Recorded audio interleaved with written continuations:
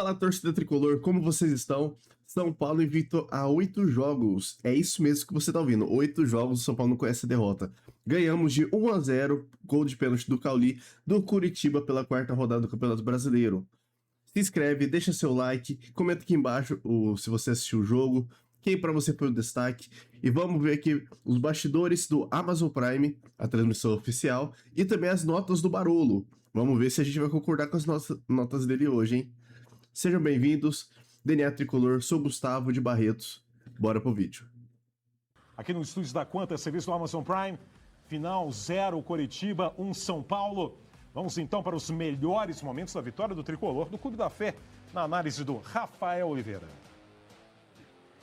E foi um jogo, São Paulo no segundo tempo cresce. No primeiro tempo, para mim, o Coritiba foi melhor no todo, mas assim, uma superioridade que não foi tão gritante também não. O Coritiba começa melhor o jogo.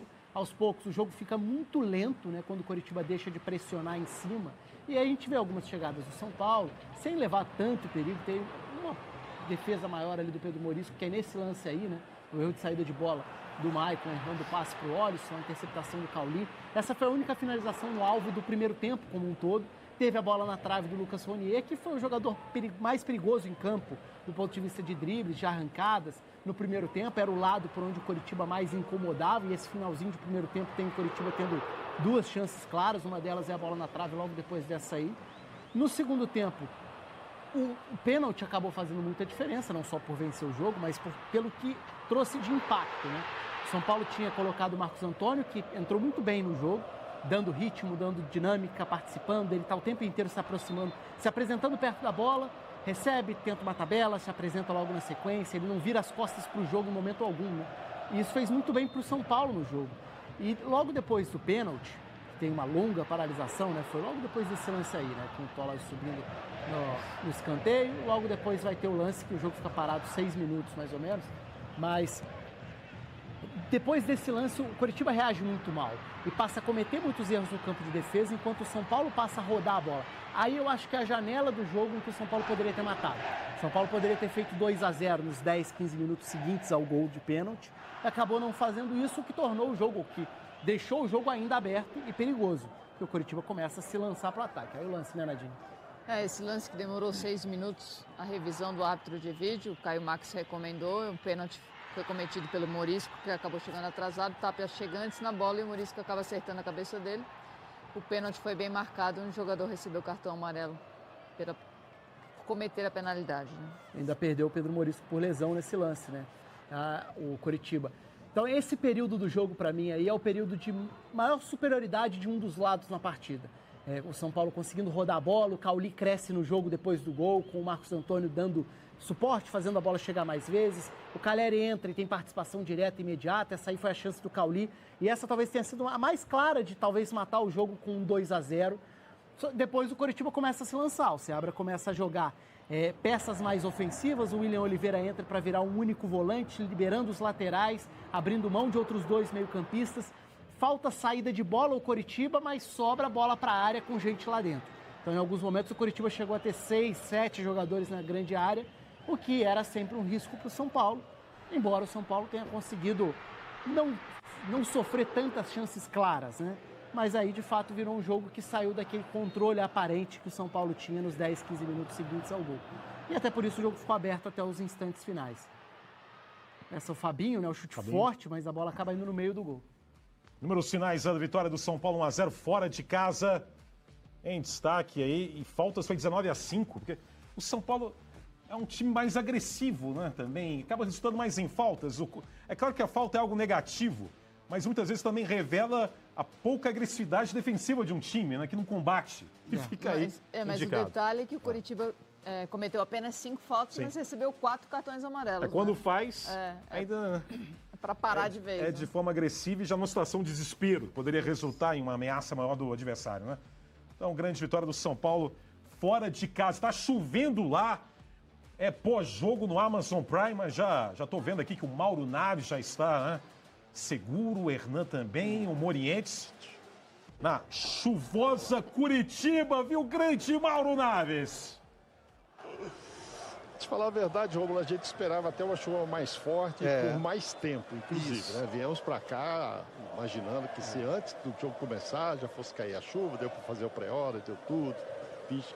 Um ventinho, quase que um friozinho. Eu cheguei a colocar a capa, inclusive, mais por causa de frio do que de chuva. Foi culpa sua que você chamou a chuva. Parece que eu chamei a chuva, assim. Agora eu tô olhando pro torcedor aqui, Romulo, é óbvio, né?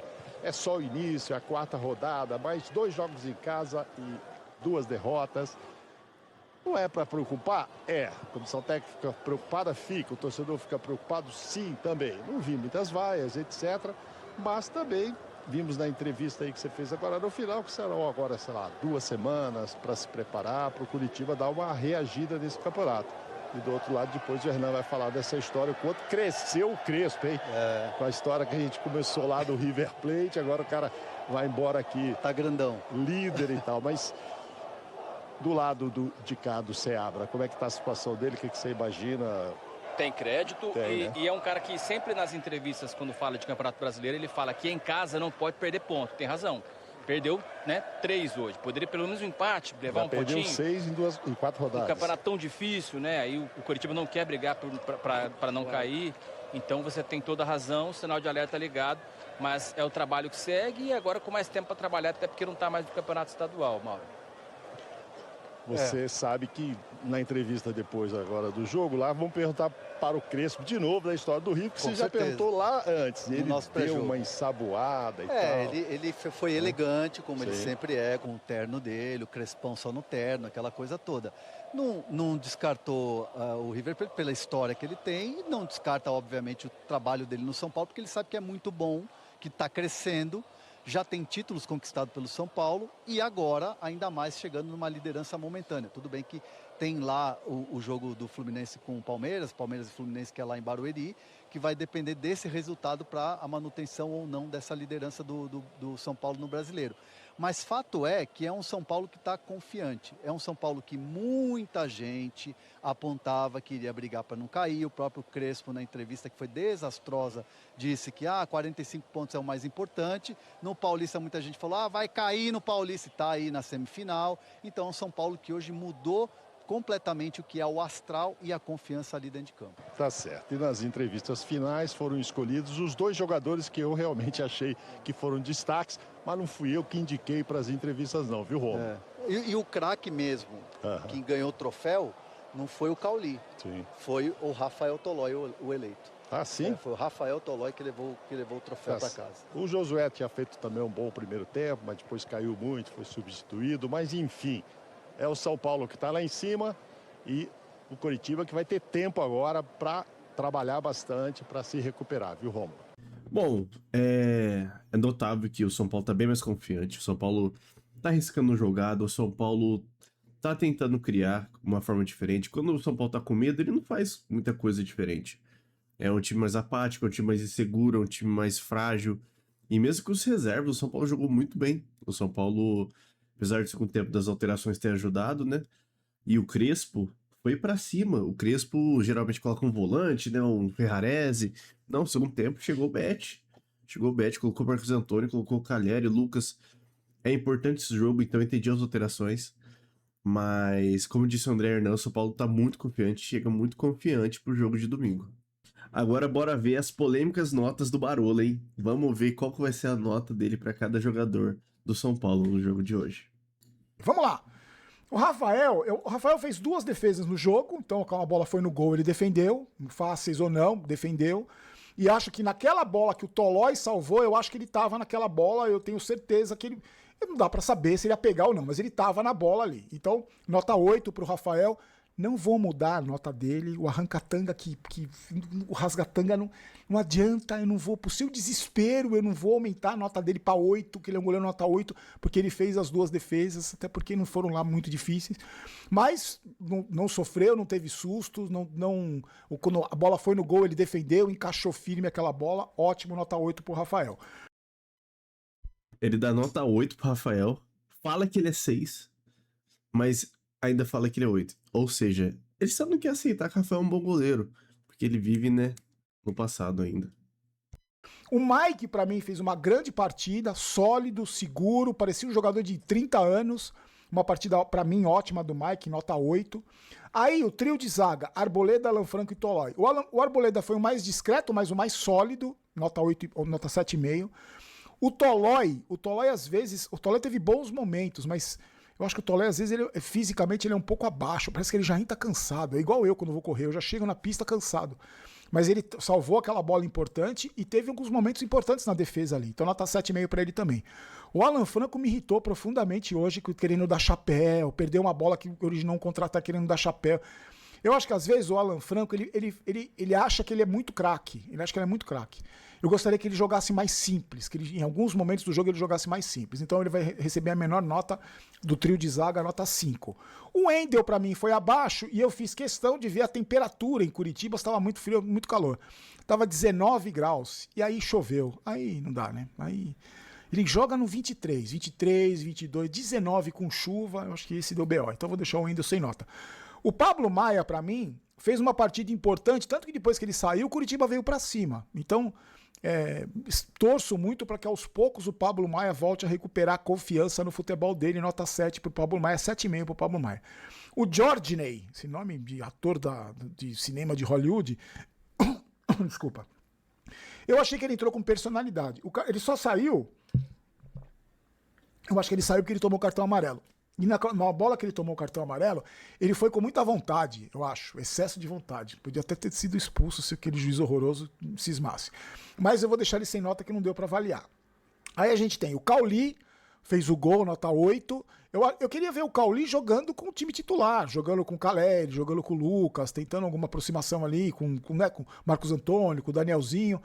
Porque quando você joga armando o jogo pro Tapia e pro Ferreira, é um nível abaixo. Mas fez o gol nota 8. Aí a nossa dupla de ataque, o Ferreira e o Tapia. O Ferreira, gente, é muito abaixo, né? Quando entra essa dupla de ataque reserva, é muito abaixo.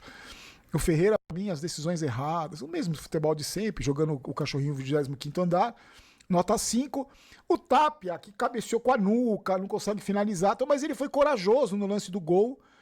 E se o goleiro fosse um pouquinho mais esperto, eu acho que se o goleiro ficar parado assim, ó, o Tapia ia se atrapalhar todo com aquela bola cruzada.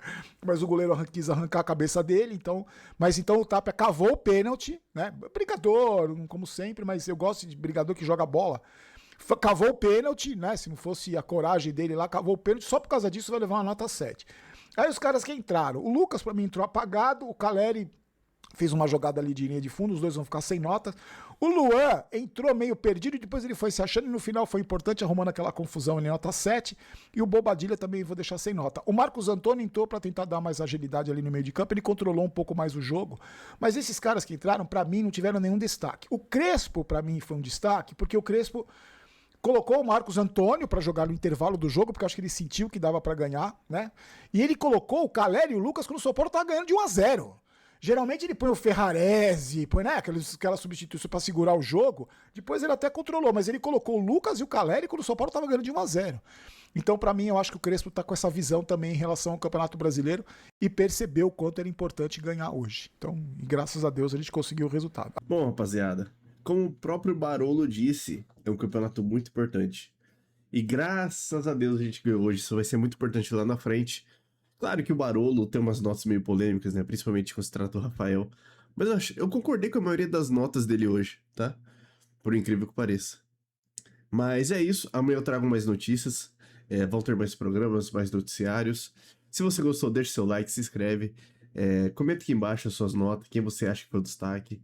E até o próximo vídeo, rapaziada. Gustavo de Barretos aqui. Até mais.